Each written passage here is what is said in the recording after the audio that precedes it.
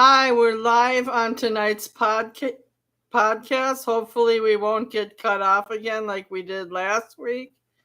And we are discussing the United States attack on Iran, which was sudden with no warning, no diplomatic warning.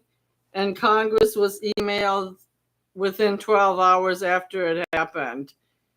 So we had 125 planes involved that we had bomb busters, some kind of bomb busters and Tomahawk missiles coming from the Navy.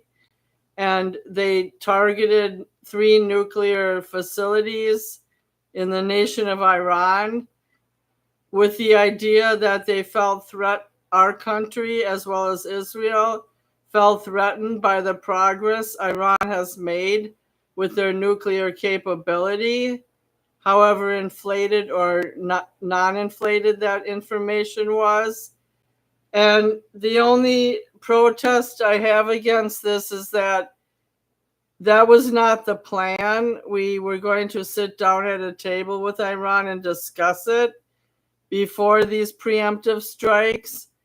And it's put the United States in a precarious position in the sense that the lower council in Iran today did vote to close the Strait of Hermuz, which was named after a mother of a king in the 3rd century.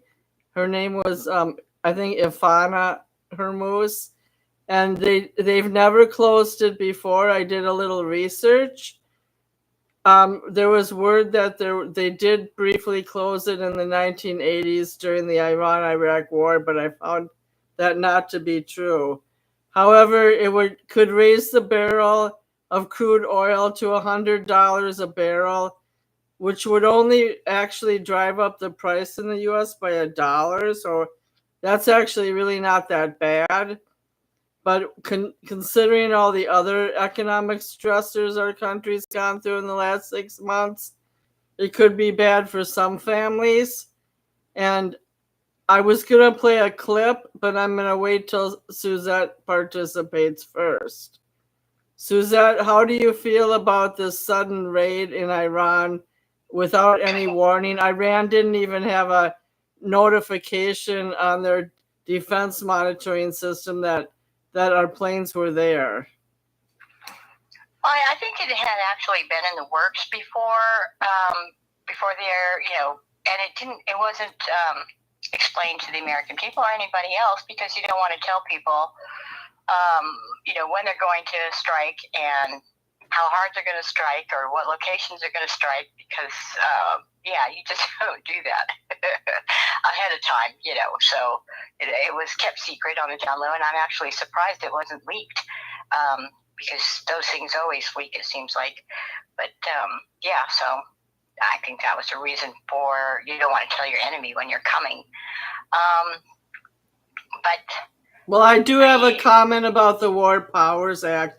A president can strike a foreign nation, and then within 60 days, the Congress has to respond and either affirm there's going to be a war, or just a small skirmish, and it's up to Congress to approve the purse strings for that type of any type of conflict. Right.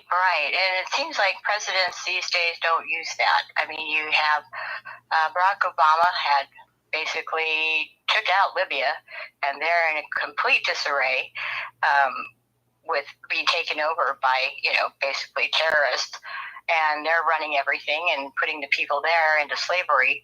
And that wasn't approved by Congress. He just struck Libya, and then you had... Do you remember how long that lasted? Did it last over a week? I don't think so. I think basically he took him... I know that he's dropped more bombs than any American president ever. I don't be dissing my Obama on my airwaves. He didn't ask for permission, and I believe that it happened over a week, yeah. And as far as Trump goes and he did the one surgical strike. What was it, on Friday or something? Isn't that convenient? And Israel and Iran, they're going back and forth. But we just went in, did those strikes, take out those 3 nuclear plants, and that was it. So it's not a continued thing where we're staying on board, continuously bombing. We did the 3 strikes, and now we're holding and waiting to see what's going to happen with that. I do think, though, that it does give a message that at any given time we can flex our power in a country that's not really in our regional domain. Yes, yeah, it does. But it also, I don't know. I don't agree that those strikes should have been done, but I'm conflicted by it because, on the other hand, it does show knock it off. You can see what we could do now, and we just want to come to the table and negotiate so this stuff can stop altogether. And because you guys were a little bit stubborn, we had to basically give you a little push right. to come to the table. But then now you have other countries backing Iran, the BRICS countries, members, because of what had happened. So, somebody better get to talking really quick here about what, those strikes meant and what they're about. And other than this whole, just to bring you to the table thing, because, I understand it that Iran was already going to come to the table and negotiate, ceasefire or whatever, but Trump went ahead and struck anyway. So I don't know what's going on there. So that's why there was Iran was supposed to meet with European leaders over the weekend, and I think they had been. I thought they had that in the works even before this strike. Right, exactly. So that's why I said I'm conflicted about what's going on. We need more information, and of course, media mainstream is blowing it up in the wrong direction. If we could get some news that's objectionable and just the facts, that would be very helpful for me and the American people, I think. Now, the problem that I have is Trump's philosophy in general is let's not get involved in another long, drawn-out war. And as we discussed last week, even though our show got cut off, Israel has been there. They've had 3 targets in the last month: Libya, Iran, and Gaza. They're disrupting not only the Middle East region, but Europe, efforts in the Ukraine, loyalties in the U.S. on who they have to choose. And we recently got out of Afghanistan, and we weren't really that welcome in Iraq because we did a lot of environmental hazards there as far as leaving nuclear decay in their land and people getting cancer. It like quadrupled. And I just think that to really go into a region like that haphazardly, whether it was precision bombing or not, I think they were called bunker bombers, by the way. I said it wrong. I just think that Iran, I don't fear Iran the way that Christians fear God in Proverbs 3, 5, and 6. But I do fear Iran in the sense that I think a lot of times their elite Muslim cleric is misunderstood, but they're also very educated. And even though there's always that news that they don't treat women so well, and it's an oppressive regime, I do think they put a lot of thought in how they organize their society and how their legislative council operates. So they haven't even approved the closure of the Strait of Hermuz yet. It's being waited upon to be voted tomorrow, but that is a drastic move, and it could affect 20% of crude oil distribution around the world. Yes. Well, I think that when people look at the globe and they or map to see where Iran is, to see where we are, the United States, to know their capabilities as far as Iran's capabilities with their missiles and so on and so forth. They're not going to hit us here in the U.S.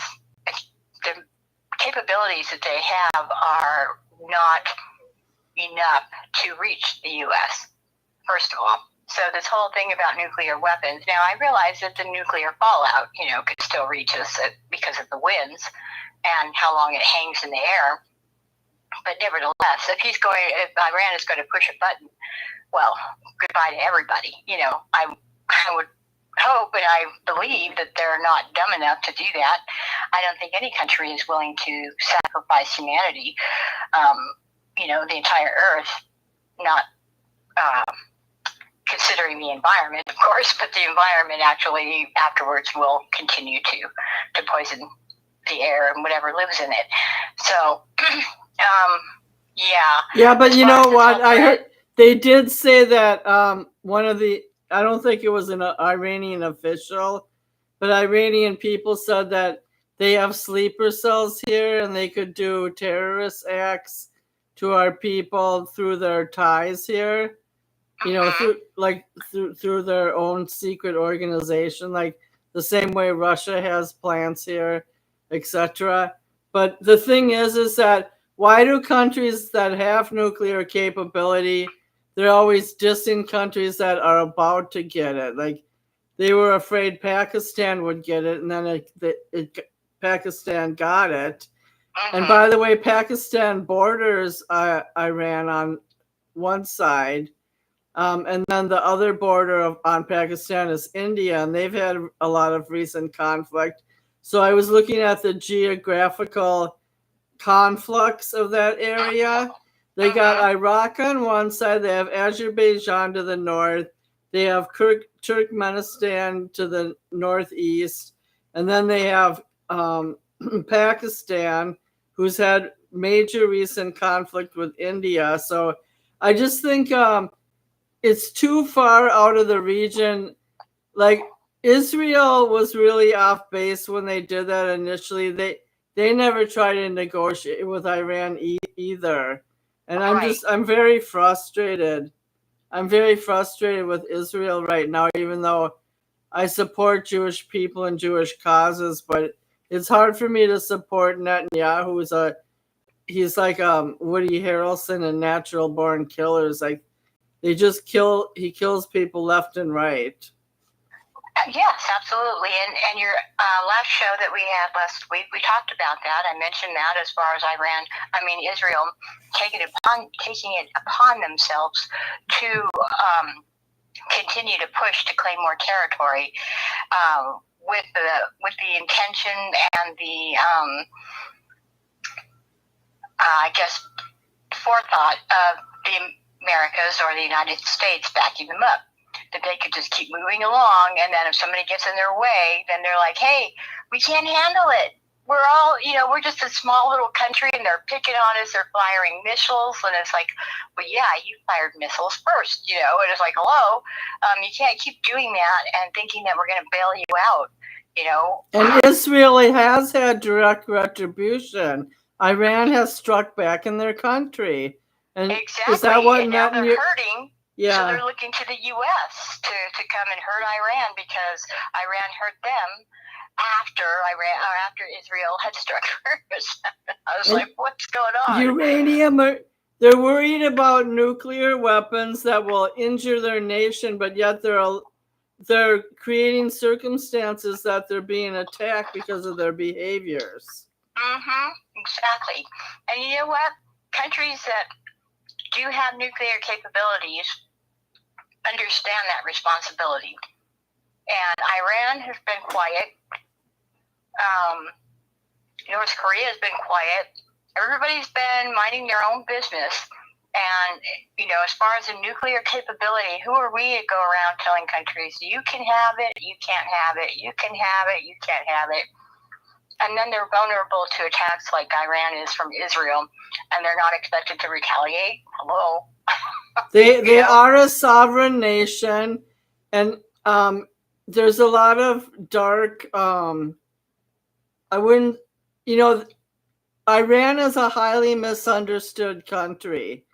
It used to be not a hotbed, but it used to be a very civilized place before 1979. Now it's turned into a religious theocracy, but most Muslims still practice prudence and nonviolence, and they're subject to an oppressive regime, but they can't help it. And Right. I just think that they're very misunderstood. And that's another thing. You have people in the UK cheering on the United States and Israel for bombing Iran, and then you also have protesters in Iran happy that this is happening to Iran because they want a regime change. And that's really not our call. It's not our call. Yeah, the thing is, exactly, it's not our call. And not only that, but because it is coming across that way, they don't understand that if that actually happens, that they're going to be vulnerable to a takeover from, terrorists out there, just like Syria. Syria is a mess right now because of regime change. They have to bring it upon themselves. They have to organize what they want and what they vision for their country as a government. Because if we do it, that means we're running it, or Israel's running it, and that's not a good thing. We don't need that responsibility. I don't want that responsibility. I'm sure Israel does, but that's not for them to decide. And so, yeah, that's another big thing as far as the people of Iran wanting to cheer on this bombing going on so that they can push for regime change in the middle of it all. Yeah. Now, another thing about Iran is since the mid 80s, they haven't been to war. And in that Iran-Iraq war, they lost 1 million on each side. So that was a devastating war. And I think they do kind of want to stick to themselves in their own region. And people we think got in the middle of all that and started, putting embargoes and sanctions and everything else, and we really had no business. But it was just contributing to what they're involved in now, or what they're living in right now, that they're not happy with, the people that live there. Right, there is a revolution looming. But it's better that it happens in its natural state rather than a foreign country proliferating it. Yes, so I agree. What I'm going to do now is I heard your husband in the kitchen, or maybe it was you, and I'm going to... It was him. I'm in bed. I was going to call John quick to see if he wants to be involved. And if not, we'll just continue this discussion for another 20 or 30 minutes, and then I'll end the show. Oh, wait, that's Don. Just a minute. Hi, Don. Don's on the air now. No, they're going to... Don, we're here. Yeah. So I'm not going to call John Suzette, because we have a third person now. Okay. So Don, so in the last 20 minutes, Suzette and I have talked very detailed about the sudden strike in Iran and what that means worldwide, and how it's going to affect oil prices most likely, and how it's a repositioning of alliances in the world, in the sense that Iran fully distrusts the United States now, and Israel is swimming into more uncontrollable actions. And do you have any comments? Hi, Don. I have 7 million comments, but I don't have the time for all of them. But in a way, we can say, I'm not saying that. Well, just what do you think? What do you think about the strike? About the what? The United States striking Iran. What is there? He struck the area. He struck Syria. He's bombed. Oh gosh, a couple of different places. What do you expect? Not Syria. Yemen. Yeah. He's. What the fuck do people expect? Of course, he's thinking. Oh, I'm thinking about it. You see his face like going in distance because he loves that more publicity. But I try to tell you, I told you so. The man only wants publicity. That's what happened to all of the fucking leadership. Okay, I think you're tired because you've already sworn twice. So, Okay. it's just talk normal. You got Jimmy Hoffa. You got who's that other mobster? You want that publicity. You want Hollywood. You want to be in the movies. You want everybody to see you as a star. That's where he's at. He's always been that way. As I said, I've known him about him since the early 70s. I took care of his account. So you're trying to say that he bombed Iran because he wants to be on page 6 in the New York Times? He bombed it. No, he's on page 1 of the Israelis. Page 6 is the entertainment. You hear him take credit of the bombing. I thought his public media statement was pretty toned down. He just said that Iran needs to get it together, or there's going to be consequences, and that they have to make some decisions. Yeah, but Iran doesn't care. They got jihad. They have they're going to go with their 73 virgins and just call it a day. So we're looking at what's going to happen on Earth. And on Earth, he's going to have towers in Antarctica and Greenland, South Pole, Trump towers for penguins. He's going to have Trump towers everywhere. And, he's not going to do that in 2 years. Right? He can't do that in 2 years. Greenland's going to poke him. What the hell? Don't make me say it, Dane. Please stop. He's already talking to Qatar, or Qatar, whatever you want to call it. Saudi Arabia, he's making plans to make his towers now. They might be built in 2 years, but they're going to be built now. And these are Muslim countries that he professed to abhor and keep some of them away from the United States, from traveling and everything. And what are the towers going to look like? AT&T? They'll look like Mar-a-Lago. It's like 1940s with all the, lace and baubles and stuff like that. You know how they look. Then it wouldn't be a tower. It would be a Mar-a-Lago. It's going to be the Tower of Babel, and God will strike it down. Yeah, well, I'm surprised he hasn't struck this whole thing down, because right now he's hiding under the cloak of religion. He said God will, in his statement today, something about you will, oh man. Something about retribution? No, it was righteousness. He's talking about righteousness and shit. And everybody's like, in CNN anyway, looking at each other like, what the fuck is he talking about? He's like, this man doesn't know how to spell God. And he's talking about being righteous and doing the right thing, or we will come and cut your entire body apart. Okay, can I interject a minute? Because I'm not saying you're in left field, but no matter how many proposals he makes, he's not going to be able to do all that. But that's not the point. Greenland doesn't want him anywhere in sight. But you know what deferred, deflect, and deny is? Yes, but can I make my statement?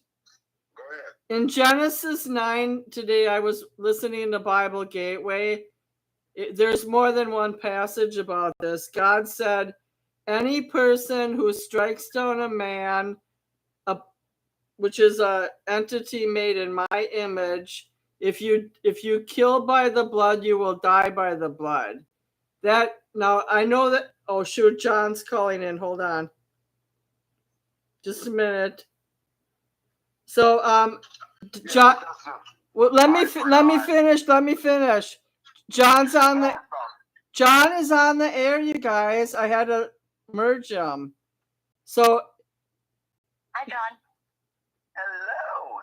So John, I'm explaining one thing to Don because Don states that Trump is gonna build gambling like towers all over the world and some kind of golden calf idol worship, and I'm trying to explain something to him, okay? And then we'll let you talk.